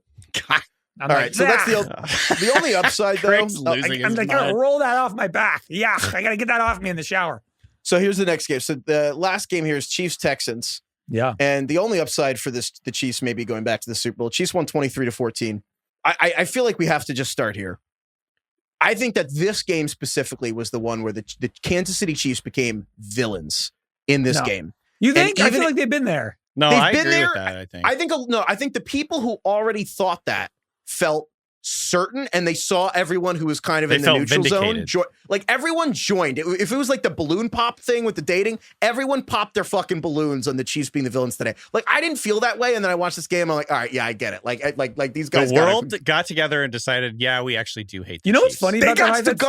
They got to go. You know what's funny about that? I watched this game in an airport. I was flying back from Oregon. I was in Sacramento on a layover, and I watched it with my buddy in an airport. And it's like, I guess Sacramento. You could argue that maybe they're Niner fans or something, so they hate him a little extra. But I was just at a random restaurant in the airport, and the game was on, and the bartenders, the waiters, and everybody sitting, eating, and drinking at this bar, all of them collectively were just hating Patrick Mahomes. Yes, dude. And he absolutely crossed the Rubicon. Like he's absolutely a villain now. And like, again, I know that the back-to-back Super Bowls, but like, I really think the average person was radicalized by this game because there were a bunch of calls. We can go through all of them. The rest are terrible in this game, but there was a moment. There was a very specific moment. It was the flop. The flop slowed down, trying to go out of bounds so he could try and get somebody to hit him and draw a foul. It was a Duke ass thing to do. It was the Duke basketball, borderline Grayson Allen shit for Mahomes. And Troy Aikman called him on his bullshit immediately. Troy Aikman, the fucking GOAT, was like, I don't agree with that at all. I mean, look at him. He's slowing down just to draw the flag. Oh, on the flop. Ugh. This is horseshit. Did you see Vontae's perfect? Tweeted, if this gets 100,000 likes, I'll come back into the league and end this man's career. It was just like a replay. Was that really him? I don't know. Who knows? So we'll go with it. We'll go with the print the legend. We're getting close to NBA territory here, where we need to start instituting a rule where maybe it's not a penalty on the first flop, but there should be a warning or something to Mahomes saying, if you do that again, we're going to call a penalty. I think they should actually. They really should, because there are two things I think that would make a lot of the refereeing better next year. And I know that I've been keying like, oh, the refs are better. And to be clear, I'm not saying the referees are necessarily better on the field, but that the expedited replay was like a revelation where like we used to waste all this fucking time looking at touchdowns and all these things, and we don't anymore. They clearly need to expand the expedited replay thing where they instead of the refs making a call and then they replay it and they're like, well, we have to go with the refs by default. The refs basically, the new system is like expedited replay. They're like, we didn't fucking see what happened and we're going to admit it. And then like, if they have an angle, that'd be great. And like, they take 20 seconds to pause. They clearly need to expand that to the safety related penalties for face masks, roughing the passer, all these things. Horse clearly collar. like, because there's so many. Let me pull up the list. The phantom Will Anderson roughing the passer on Mahomes, which was terrible. And then Russell Yerk does the thing I can't stop on seeing with Craig now, where Russell Yerk, the ESPN ref, comes in and says, yeah, it was a bad call. I don't see anything there. I'm like, all right, thanks, Russ. Yeah, they probably should change that. That happens like once a game now. It does. Yeah. And funny. so Steve Palazzolo at the 33rd tweeted out that one call changed the win probability for the game 4%, which for a penalty is like, that's about as big as it gets. It's not like a 40-yard PI. The Xavier Hutchinson on the Texans was ruled short of the sticks. I don't know how. There was a drop tackle on Dalton Schultz that wasn't flagged. The Mahomes, the worst was the late slide where he's like waiting long enough that it's almost like he wants to get clocked Trevor Lawrence style. He's and then doing Texans, rope-a-dope. Yeah, he really is rope-a-doping. And then the He's Texans rope-a-doping these guys. run into each other. It was kind of like a sketch. It was like a fucking... Yeah, they took each other out. Texans took each other out, and then they threw a flag on it. It was kind of like, it was like a bit. It was actually crazy. And then they threw the flag, and I'm like, oh, they took long to do. I'm like, they're going to pick this up. And then they just call it. And I'm like, this. And then after all that, for him to flop, I turned on him too. And I've been his biggest defender. And I'm like, funny. You have to true. respect Look, it, though. I completely agree with you, Heifetz. So I felt like we crossed an inflection point with Mahomes where everyone is like, fuck this guy. This is great, though. You Yeah. have to respect it. You need a villain. It was Tom Brady, and now it's Patrick Mahomes. And this is great. This is what you want. I totally agree. And like, I will say again, I still love him, but I want to draw a line. I get why people hate him. I get why people, that's really, I get why people hate him. Like, I see it. And like, I want to be clear. The people who are like, oh, it's rigged for the Chiefs. No, it's not. Like, no, it's not. And like, did you see how the Texans played? Come on. Yeah, that's the thing. In this game, and like D'Amico Ryan said it really well, which was like, I knew we wouldn't get the calls, which that we can talk about. But again, just to list all the Texans thing, they missed an extra point. They missed a field goal. They had another field goal blocked. That right there is 7 points. By the way, those three things put together cost me, it was a 4-point swing, right? Yes. Because you got in terms of our middle seat bet, because you got the money ball because the Texans failed to cover there. All-time did not cover. deserve that. They got the fucking cover. kick blocked, and then they had they took a safety. The safety? Which Oh my God. We did the line 8.5. 8.5. Yep. And But so it ended up being 9.5. All so time. that was like a line all-time like backdoor cover or whatever. But God, I will never forgive the Texans special teams. There's two teams on my shit list now. The Vikings for allowing Alvin Kamara to score 6 touchdowns in a game on Christmas Day. I will never forgive you for that. I will never forgive the Texans special teams for being such fuck-ups in this game. We were texting right before the play, and Heifetz was like, oh, this is good. The Texans are going to cover. They deserve to cover. I didn't deserve to win the money ball on this because whatever, because the Chiefs didn't play very well. And then I was like, hold on, something weird's going to happen. And then right after that, they fucking blocked the kick. And I was just like, you got to be kidding. I got to say, this might have been Apex Mountain this year. We didn't do this on the fantasy rewatch as what we should have. I think this was Apex Mountain this year for showing special teams coordinators on camera. 100%. Yeah, the Texans guy. Now they're showing him. The Frank Steelers Ross is guy. a maniac. Who's he the got Steelers shoved guy? up. Jimmy something? Dean Smith? Jimmy Smith? Danny something. Danny but the Smith. Steelers Oh, guy. Danny the Texans, yeah. the first play when Chris Boyd shoves the Texans special teams coordinator in the first play. And I'm like, oh my God. Also, Frank Ross was like losing his mind the entire game. And I was like, this guy unhinged. Maybe it's because they lost 10 points on special teams. But yeah, I mean, So brutal. missed extra point, missed field goal, another field goal block. That's They took 7. like 8 sacks. Yeah, in the opening kickoff, they let go 70 yards. Chiefs basically went 3 and out or whatever, and then kicked a field goal. So that's 10 points on special teams. And then that's the other thing. Bobby Slowick lost the game for Steve Spagnuolo. And like they lost 2 phases of the game. Steve Spagnuolo, Chiefs defensive coordinator, rocked the Texans. And again, Texans gave up 8 sacks. And then George Karlaftis, a first-round defensive end for the Kansas City Chiefs, got 3 sacks. All 3 sacks, he was schemed to be on Dalton Schultz, the starting tight end for the Texans. That is what it's like when That's Steve what happens when Spagnuolo- you have Chris Jones. But That's also, that too. But also that's what but Chris Jones allows a 64-year-old Steve Spagnuolo to just kind of like smack around like, Bobby Sloak 37 or whatever he is. It's like that's where the 3 decades comes out. The final Karlaftis sack too. They finally tried to figure it out. They sent a back and a tight end to like block him. They sent 2 guys to block 1 guy, and he still got a sack. The other play I wanted to talk about, which was absolutely disastrous, was the 4th down play where I can't remember exactly where they were on the field. It was like just past the 50-yard line or something like that. They broke the huddle with 6 seconds on the play clock and still tried to run the play on 4th down. And they didn't get it. They got sacked, I believe. And it was just like, call timeout, dude. You don't get to save those for the next week. DeMeco Ryans. 6 seconds on the play clock. DeMeco Ryans, the head coach of the Texans, did such an amazing job with this defense and the Texans team the last 2 weeks. That was his biggest failure as head coach. That was tough. That was like in that situation, I understand, obviously you don't want to burn the timeout. You have to when you're breaking the huddle with 6 seconds to go, sometimes actually getting the playoff is worse than like. And it was a total disaster play too. Like, of course you'd expect it to be. Exactly, and like it ended up so annoyed. Yeah, that was terrible. So and that one, what happened? Stroud took that ridiculous sack, right? I believe, yes. I'm trying to remember. Self-inflicted wounds. I think he took a sack on that play. Yeah, and so the whole thing was pretty tough. But again, I also totally acknowledge, and again, I will just say also the Texans' offensive line was a mess. It was a mess the whole season. No one knew their job and who to block the whole season. And again, they died as they lived. I think that's Bobby Sloak. I think, frankly, should probably be replaced with the Texans next season. We'll see. I don't know how you bring him back, but I still admit the refs were bad. Having said that, as soon as the most Chiefs thing ever was Mahomes doing that flop, and the next fucking play, Patrick Mahomes mid-sack, falling down, throws the ball to Travis Kelce, wide open, catches it, just stares down one defender on the ground while the defender behind him just like surrender Cobra on his helmet. And I'm like, that's the Chiefs. That's the Chiefs. Everything you need to know about the Kansas City Chiefs is those 2 plays. Mahomes flopping, not getting it, and then out of pure anger, throws a touchdown pass like parallel with the ground.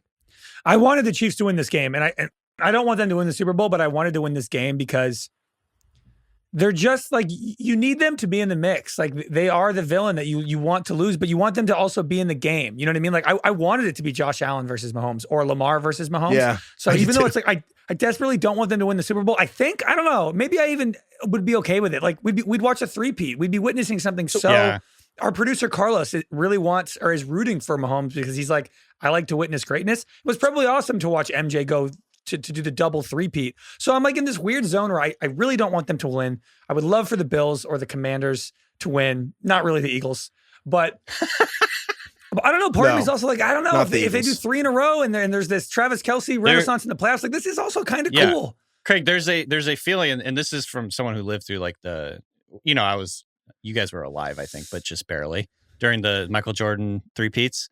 Not the first one, but yeah. It does feel like you're part of history or something like that. You're living, it's like the Berlin Wall is coming down. It's something that's like momentous from a sports point of view, obviously. But like it does have this thing where you can pin where you were at that time when the Bills were winning their 3 titles in a row or whatever, 2 different times. And I feel that way a little bit about the Patriots. Like, the Patriots were the defining team, of the 2000, those 2 decades, basically. And I don't know, it is kind of cool to be like a part of that or to like witness it. So I kind of am the same. Like, if it wouldn't be a total disappointment to me if the Chiefs went to the Super Bowl and won and we saw a 3-peat, we're like witnessing history. But it's also just kind of like boring. I'm kind of sick of it. If it's Chiefs Eagles. That's the thing though. It's like, I talked about this with your friend Jackson the other day of just like hegemony, where it's weird because imagine in 20 years, 25 years, if some like snot-nosed 16-year-old kid tries to compare someone that just won a Super Bowl to Tom Brady, you'd freak out, right? Like, you're going to lose your mind. You're like, you have no idea what you're talking about. I didn't like love watching Tom Brady win, but like, I will defend it because, to your point, there's something in your DNA where you want to rebel against greatness while it's happening to you, but you also want your prime to have aligned with some important thing. And it's not just sports, it's anything. Like, you want to, so it's this weird thing where people are rooting against Mahomes, but you also, like, later in your life will absolutely argue for how great it was in the, like, there's a reason people like Bill are never going to like relent that Jordan was the best. But also, I don't know if people were necessarily, I mean, it depends, it's different, but like, it's weird how people decide which greatness to attach themselves to in the moment versus later. Yeah, if a different team wins the Super Bowl every year, that's fun. that is spread out, and that's one thing. But also, if the Chiefs win 3 in a row, when I'm 65 years old and I'm bouncing my grandchildren on my knee, like, I think I would rather be like, yeah, I was in my 20s when Patrick Mahomes was like setting records and the Chiefs were the supervillains of the NFL, rather than, oh yeah, a different team won the Super Bowl every year for my 20s. To that point, Craig, I want to just give a quick recap. I think it's easy to forget what Mahomes has done, but in his career as a starting quarterback, 2018, lost in the AFC Championship game in overtime. 2019, wins Super Bowl. 2020, loses Super Bowl. 2021, loses an AFC Championship game in overtime. 2022, wins Super Bowl. 2023, wins Super Bowl. Now he's in the AFC Championship game again. If he loses the AFC Championship game, he's not made it to the AFC Championship if he loses the championship game in regulation, it would be the worst outcome of his career. Right. Like, it's literally actually insane what he's doing. You know, we're just witnessing greatness. The difference this year is it's just more annoying because of the way they're winning. They're not dominating. They're like eking these things out. Even the game yesterday against the Texans. The Texans, I saw this stat from ESPN Stats and Info. Our buddy Ben Solak retweeted this. Yeah. The Texans are the first team to outgain their opponent by 100 plus yards, not turn the ball over, and lose in the playoffs. Previous teams are 49 and 0. Teams fuck ups. Yeah, they would have. It's just crazy. That's Chiefs football. It is, and also it's the Texans fucking up 10 points and extra points. But also, and that's the thing. It's like they pull it out, but also it's coaching, and that's part of the reason they get the calls. Is it's Mahomes being a little too smart and a little too much like trying to get the flags, but also it's coaching. Leo Chenal blocked the extra point.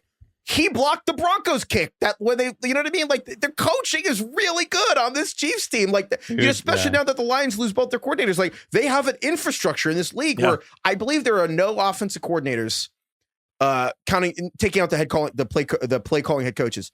There are no play calling offensive coordinators who've been with your team since before 2022.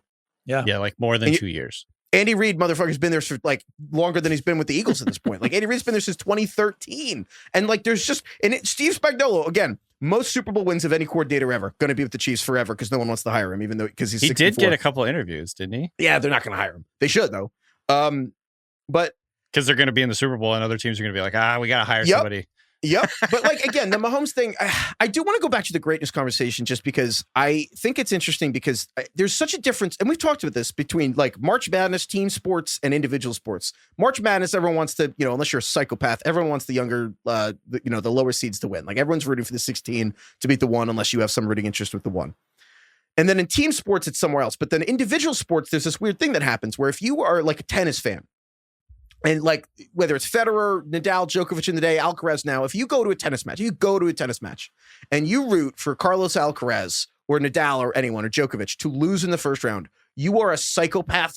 You are like ostracized. Like people think you're an alien. Like rooting for the underdog in an individual sport is like crazy. It's not a thing. Like people were not like Tiger Woods, like Phil Mickelson. Like people do not want the nobodies to upset the great players in individual sports because you want the individual greatness. People do want to bask in the individual greatness, and it gets like complicated. During Tiger's run of I totally get that. Tiger Woods was in a playoff, a one-day Monday U.S. Open playoff against Rocco Mediate, who was just like this wonderful, crazy story, and everyone wanted Tiger Woods to win, like which is crazy. But if it was March Madness, no one does that. And team sports are somewhere in between. People like fuck Duke, dude. Even after all this stuff came out about Tiger Woods, the year he won the Masters, everybody was thrilled. Yeah, no one wants the other people to win, but like. I don't know. So the Chiefs thing is like, I think exactly halfway between how we feel about like college basketball and, those individual sports where it's like, we do want to have seen Mahomes, but there is also like something about like, but fuck these guys. I don't know. It's a weird thing. Can I give you one more weird stat from the weekend? Please. Yeah. Our buddy Derek Thompson, who has a podcast at The Ringer, Plain English, tweeted Great this. podcast. Love that Great podcast. NFL teams with the most total yards went 0-4 this weekend. Yeah. It's all turnovers, That's baby. Unbelievable. Don't turn the ball over. Yeah, the Lions turned it over 5 times. Honestly, the Lions turning the ball over 5 times and still getting 31 points is crazy. They also they interviewed Saquon and asked what he said to Jalen Hurts, and he said that he was asking for the play call. Wow, so he did kind of call a shot. Play. Yeah. Get out of here. He was asking what it was. Yes. I thought you meant That's he asked crazy. to run the specific play. No, he was asking Hurts, like, what are we doing here? Where am I supposed to go? I want to know. Tell me where to go. Run that way. It's like before we Forrest get out Gump. of here, I also want to Run, know if Josh Forrest! Allen tried to flip that ball away. The last thing I want to say before we get out of here, unless we find out what Josh Allen said about if he tried to flip the ball away at the goal line. DK, we cannot go another episode. Can you do your thing on the farmer's dog commercials? The farmer's dog You know commercial. the dog commercials for the food organic commercials. You dog texted us food? about the Oh, dog yeah, food. yeah. Organic dog food. I think I draw the line at organic food when it comes to dog food. Okay. I'm like, especially my dog specifically, love George to death. Great dog. He eats his own shit. I'm not going to spend a whole bunch more money to get him to get him organic food when he's literally eating his own shit. You know what I mean? He wants to eat rocks. He'll eat whatever. And I love George. I mean, a baby will eat glue. That doesn't mean you should give it to it. Yeah, but it's a dog. I don't know. I was like in my You're like grumpy, Will Ferrell I was on in my SNL. grumpy mode. I was You're like, like yeah. Here's the deal: the Palm's not taking reservations. He's a And I fucking understand- dog. And I understand so and so as a new chef. Also, here's the deal: you're a fucking dog. The Palm's I'm like, not I taking- refuse to. Like, I barely buy organic food for my family. I'm not doing it for my dog. I'm sorry. You want the I most love my dog. processed, rock hard kibble. You couldn't name a single. Couldn't pronounce a trying single to- ingredient Craig, in it. I'm not trying to poison my dog, but you know what? I draw the line at getting him organic. Dude, dog we food. once had to postpone an episode because DK was like, sorry, my dog ate the throw up, and now has diarrhea with the throw No, up. he ate his own shit and then he threw up his shit in the house. So it was shit throw up in my house. Well, maybe if you got him, farmer's dog, he wouldn't be throwing up the shit. If organic food would make him stop eating his own shit, I would definitely buy it. Well, It actually, could be what worth if- a shot. What if We give him these pills that they're called like no poo or something like that. Pills. We give him pills that are supposed to stop him from eating his own shit, but he just greedily laps it up regardless. He just loves it. Healthy bacteria. He in there. turns It's good for around his and gut. he'll turn around right after it's out. He'll turn around and eat it. I feel like Gwyneth Paltrow is like 1 year away from eating her own poop, so maybe he's ahead of the game. It's like a new California health craze. Yeah, it's like a gut health thing. A lot of healthy gut bacteria biome. in your feces. Totally. should that be our farmer's dogs? Just farmer's shit. We just sell the Farmer's dog shit. dog shit. Farmer's dog. I'm gonna get pet owners that are very upset with me, I suppose. No, But I think look, there's going to be a I lot more give him pet owners. good No. dog food. It's like normal dog food. It's not I have organic. a prediction. What Email is us in at dog ringerfantasyfootball@gmail.com if you have thoughts on DK's on what you would feed your dog. I think that for every person who's mad at you, you will have 10 times more people relieved that another person's like, I'm not fucking paying for this kind I'm of dog buying food. organic dog food. I'm sorry. What is dog food? Just like dried, processed like meats and veggies and things. Then there's wet food too. I mean, I Yeah, think but I'm saying like classic dog kibble. Is that just like dehydrated, I don't know. I dried don't like know. meats and chemicals and the vegetables? prime. Don't think about it. Don't. He's think a about it. healthy boy. He's a healthy young boy, and he's doing fine. Yeah, he seems to be doing all right. He's great. Eating his own He shit, having a good loves time. life. Yeah. I give him treats. I give him the poo pills, which he likes. They're like these chewable poo things. Of course, he likes anything. He looks at me. He cannot wait to get those poo pills. They're not pills. They're like little treats. And I give him. There's a few different foods that every time I like open up the refrigerator and pull out a specific drawer, he like runs over to me because he knows he's gonna get some. I give him cheese because he got trained on cheese, so he loves cheese. I give him pieces of my toast sometimes. He gets plenty of good foods. Do you think this is how the Titans Just not talk about Will Levis? Shelling out for organic dog food. Yeah, What? This is the Titans talking about Will Levis. They're like, we give him pills so he doesn't eat his own shit, but he keeps eating his own shit.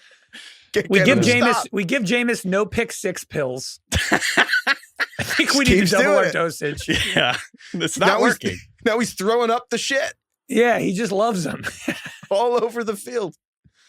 Oh my god! All right. Anyway, I treat George well. I think. I hope. Anyone who works He for loves Farmer's me. Dog and wants to make the case for Farmer's Dog, email us at ringerfantasyfootball@gmail.com. I mean, it's probably more healthy. Let's be honest. Yes. But Go give me I that. don't. I eat processed food too. So maybe I'm just a terrible person. You guys, next week. So the championship week is set. The matchups are set. It's going to be next Sunday. I once again am going to be in New York City recording from a hotel room. So No way. You Yes. making a noise complaint? Yeah, I'm trying to figure out if the hotel has like a media room or something that I can tape in, because it's also going to, it's going to be super late. And this time I'm going to be with my wife, Liz. So I genuinely don't know how that's I'm definitely going to get a noise complaint from Liz, if not the other people on my floor. Well, the games are at 6:30. So like it'll be earlier than usual. It'll be a Sunday night at like 10ish, which is like right when people are probably going to bed. Yeah, that's kind of true. You can't do a media center and take a noise complaint out of play. I feel like the best possible outcome is you get another noise complaint. Yeah, and then I just bring the mic over to them. But it's a tricky situation when you're with like your partner, because like what else is she gonna do? Like she just has to sit there and listen to just join the pod. And for people confused, Craig literally got a noise complaint. Craig literally got a noise complaint in New York. Honestly, it's one of the funniest things that's ever happened on the show. Is Craig got a noise complaint recording a show from a hotel room in New York, and the afterward is so it's some of the best. We can re-up the clip on Twitter. Craig big time, dude. He dropped the ringer on him. Yeah, he did. He was vaguely aware of Bill Simmons in the ringer, so that kind of gave me some brownie points. He was a very nice guy. That guy was super chill, actually. He was like, I don't know what you're doing, man. I know you're passionate about football, but screaming about what were we screaming about again? I said I declare bankruptcy. I was screaming that. And I was like, hey, man, I don't know if this declared bankruptcy. The guy's like, we were arguing about my Stevie Nicks idea for a vampire jukebox musical about Twilight. Screaming, I declare bankruptcy. Craig's like yelling at me about my vampire musical idea. I really felt compelled to make sure this man knew that I was not just doing this like on the phone with my friend for fun, that this was technically for my job. He's quoting The Office. Yeah. God, that's good. So we'll see part 2 coming next Sunday. If anyone can find that guy, please email us. I would love. I hope he's a listener of the pod. We made a listener for life. Email us at ringfantasyfootball@gmail.com. If you have thoughts on the farmer's dog shit, if anyone wants to invest in farmer's dog shit, that could be like parent company with Gentleman's Piss Club. There's like something there. There we go. And then hotel room guy. If anyone can figure out who had that noise complaint from Craig, please find us. Thank you, DK. Thank you, Craig. Thank you to Thank you to the refs for the content. Thank you, Carlos. Thank you, Kai. Thank you, Austin. Thank you, everyone, for listening. 3 games left. That's crazy. Thank you, Lauren. Thank you, Roy Orbison. Nice. Blue Bayou. Never heard of him. I was trying to come up with a dog thing, and I was like blanking. I think I've already said 3 Dog Night. What? Roy Orbison sounds like someone who played with Steve Van Buren and Bucko. Yeah, he's old school. Kilroy. He's like from the like 50s and 60s. He has a song called Blue Bayou that I bet you know, Heifetz. Blue Bayou. Okay. Anything you want. This guy just looks like someone who was just like ripping darts with Truman Capote or something. Yeah. He kind of looks like Charlie Roy Sheen. Orbison is like one of the other people on the Dewey Cox movie. Probably. He grew up in that era. I know that Dewey Cox movie was like a parody, but like that's like the crew, I think. Yeah. You don't want any of this shit, Dewey. What are you trying? Marijuana. Does it give you a hangover? No, it doesn't give you a hangover. Wow, it sounds like it must be really expensive. It's the cheapest drug there is. That's like, honestly, maybe the best scene from any movie ever. It's up there. It's the cheapest drug there is. The Titanic scene. Sex better. It's the Titanic scene on the door with Rose and Jack, and then that. I think I kind of want it. Yeah. That and Jalen Hurts. You don't want any of this shit, Dewey. Spit off this planet. All right, goodbye, everyone.